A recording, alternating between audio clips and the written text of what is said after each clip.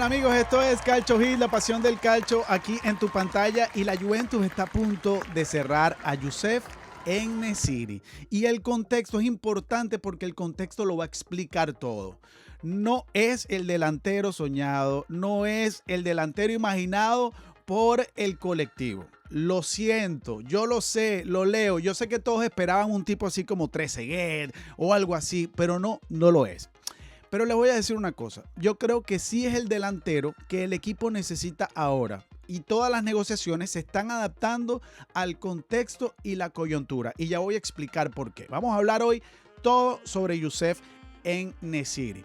El acuerdo con el Fenerbahce está prácticamente ya definido, lo dice Fabrizio Romano, aquí lo explica en su tweet.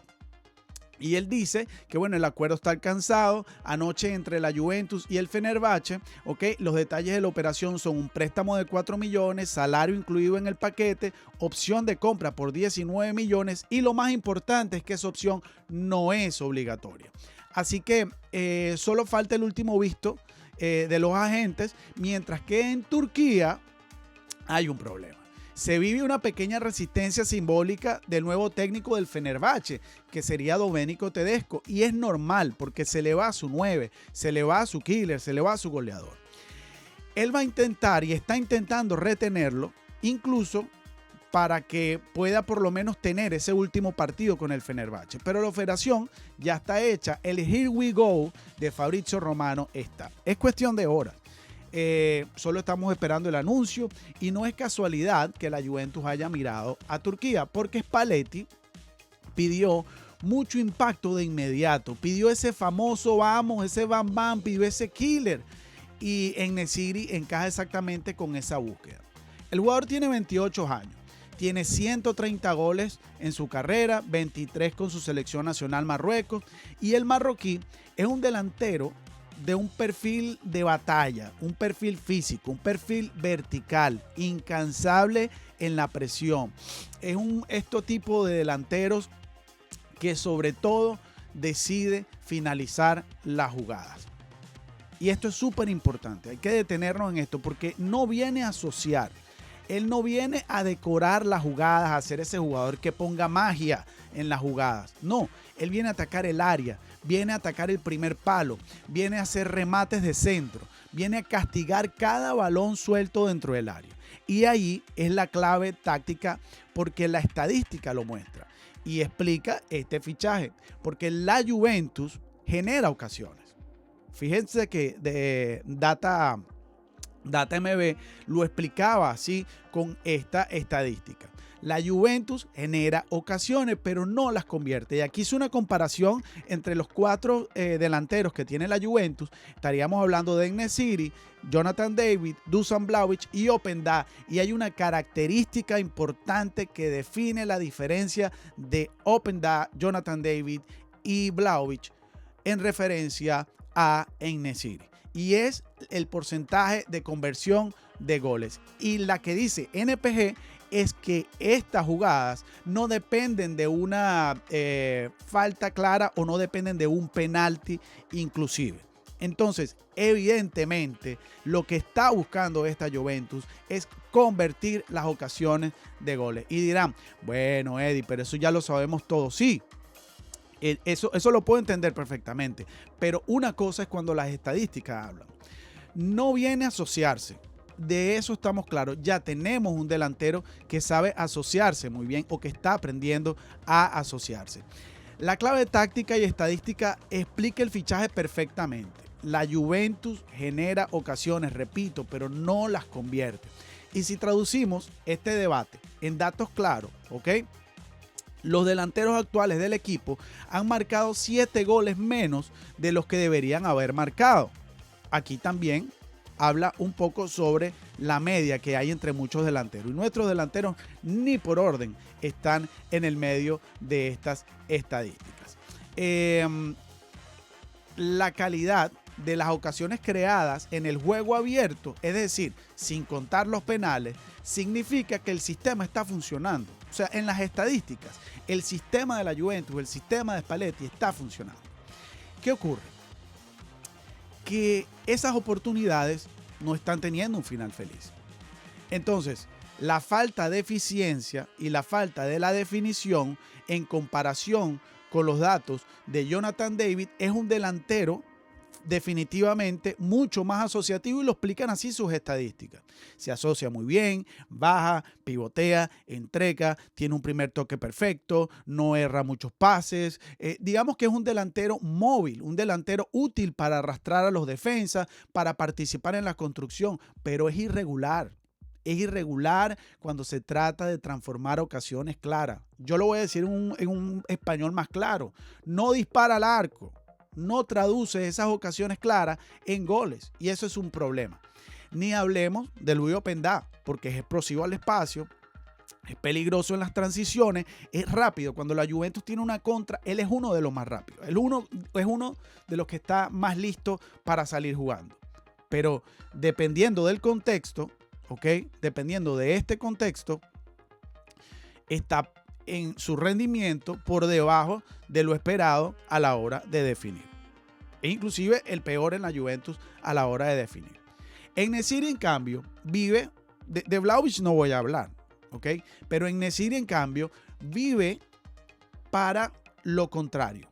Menos participación, menos regate, menos asociación, menos estética, pero más impacto, más remate, más definición. Y aquí necesitamos un definidor. Es fuerte en el juego aéreo, ataca bien los espacios cortos, presiona sin el balón y no duda en asumir el riesgo del disparo. Fíjense esta estadística que yo ponía aquí. Esta estadística era de Opta Paolo. Fíjense. En-Nesyri, en las últimas 2 temporadas de Turquía, solo Osimhen con 32 goles marcó más goles que el marroquí, que marcó 27. Además, En-Nesyri es el máximo goleador de cabeza del periodo con 10 tantos aéreos. Un 9 clásico, físico y letal en el área. Entonces, todas estas estadísticas son importantes para entender por qué la Juventus trae a un delantero que no está en el radar. No es top.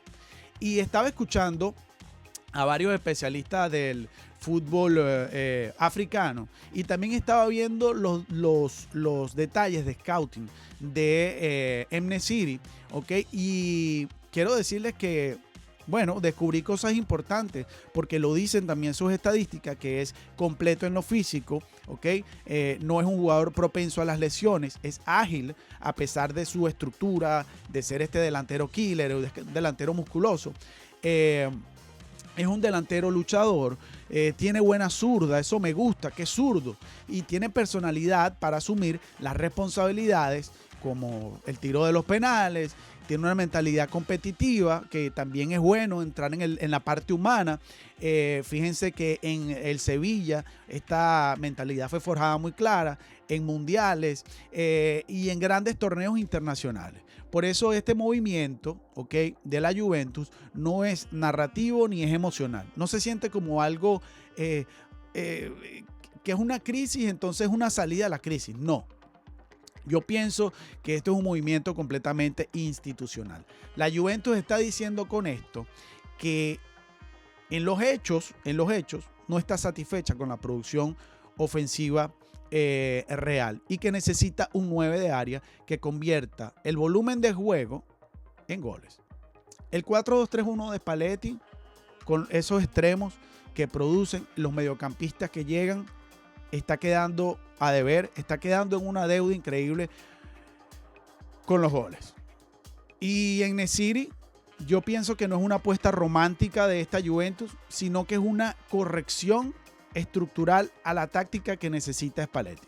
Quizás no sea el delantero que entusiasma a todos, yo entiendo muy bien, pero es el delantero que explica mejor que nadie que el momento de la Juventus es el que es.